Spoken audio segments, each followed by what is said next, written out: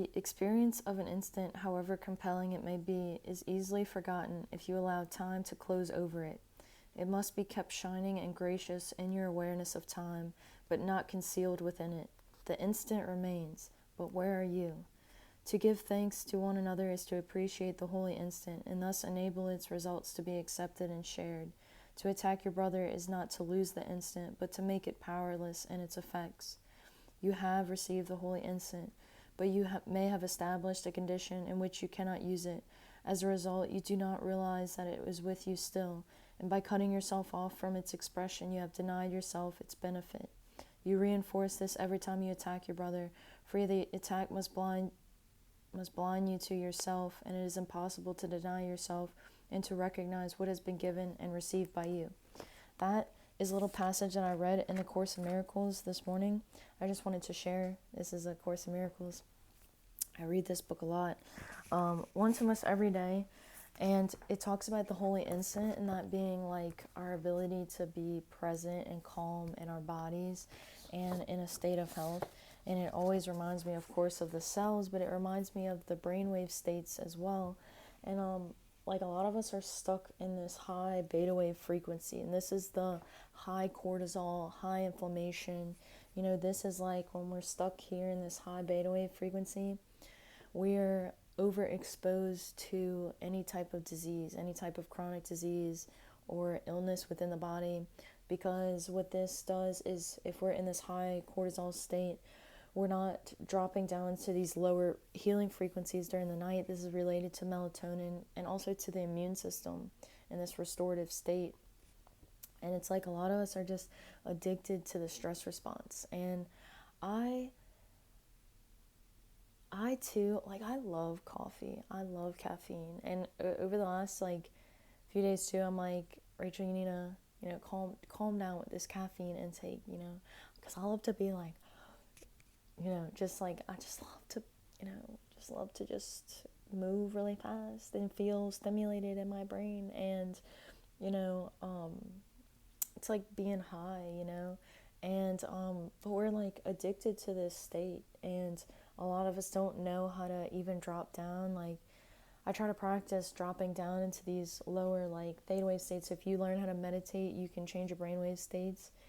Joe Dispenza is a great resource for that, but you can slow your brainwave states down and, basically, essentially train your nervous system, train your gut microbiome, and communicate with your immune function. And then we connect more with Earth's heartbeat, which is like they call the Schumann resonance. So the Earth, this is why if you ever heard of grounding and put your feet on the ground, you connect more with the heartbeat of the Earth. You can lower inflammation, connect your natural rhythm.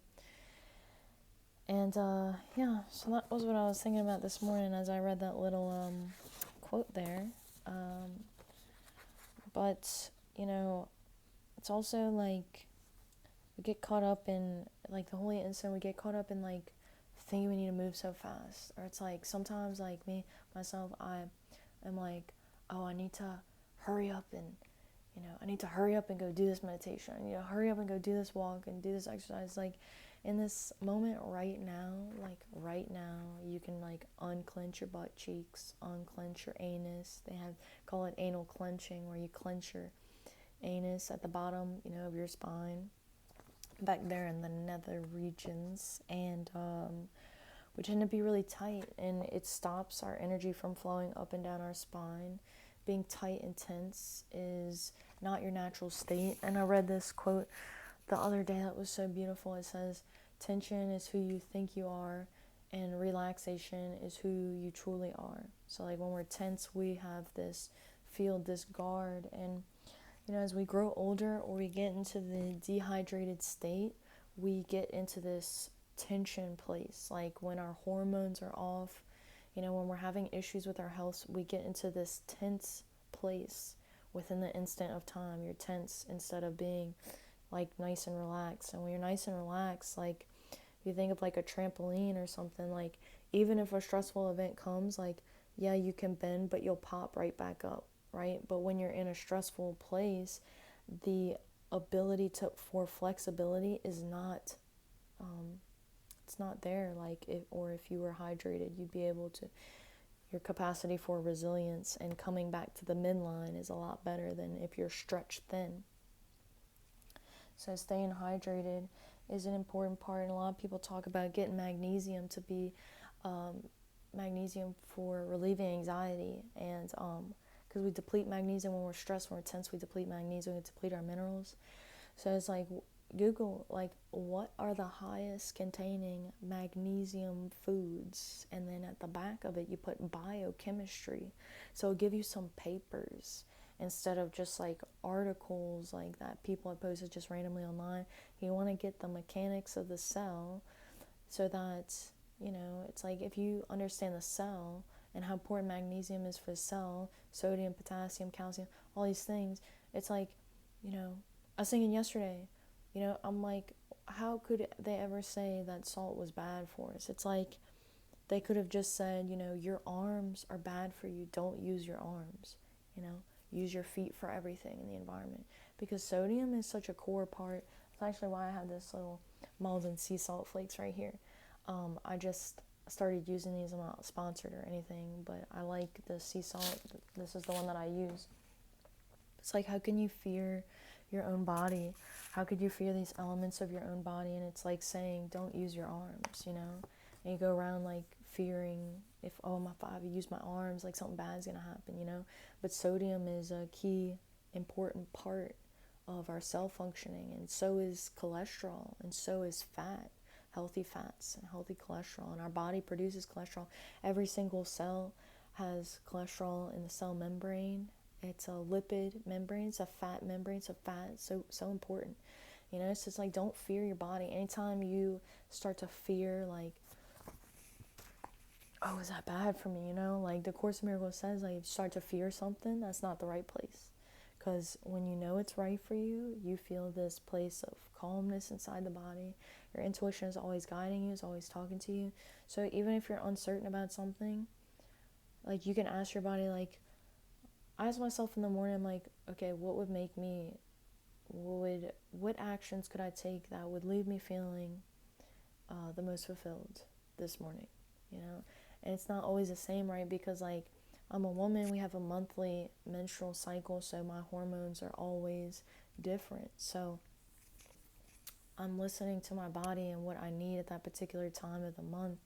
I'm not on this, like, strategic, monotonous, masculine schedule. Because the masculine, male hormones are on a daily rhythmic clock.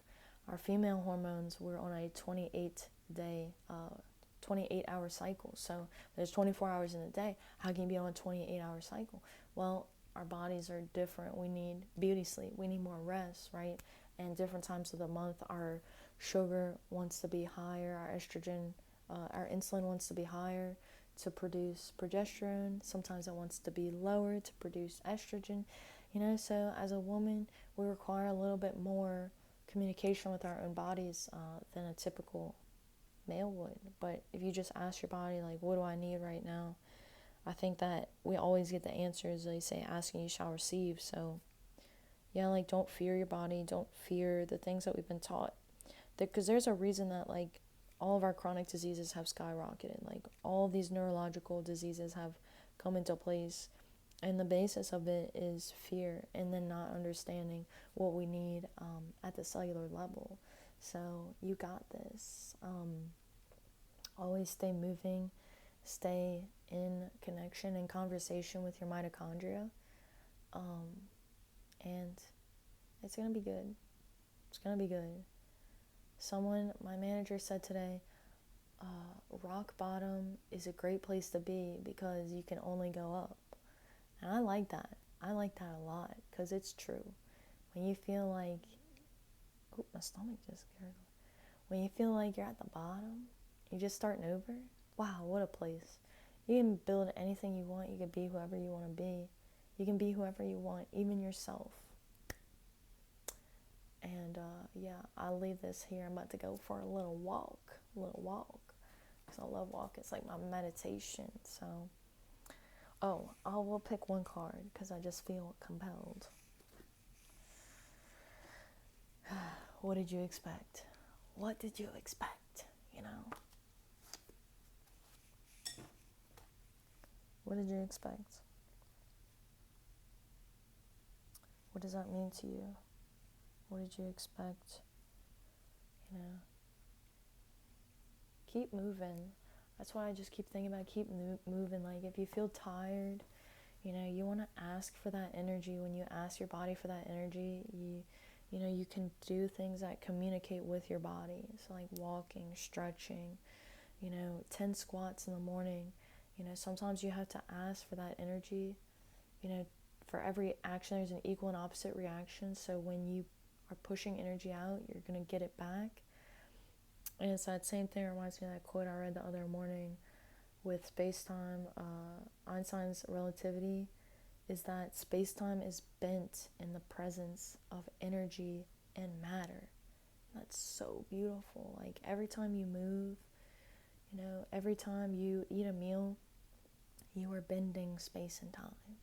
That's so beautiful. I keep telling you, you're so beautiful and intelligent. And one day you're going to believe me. Promise.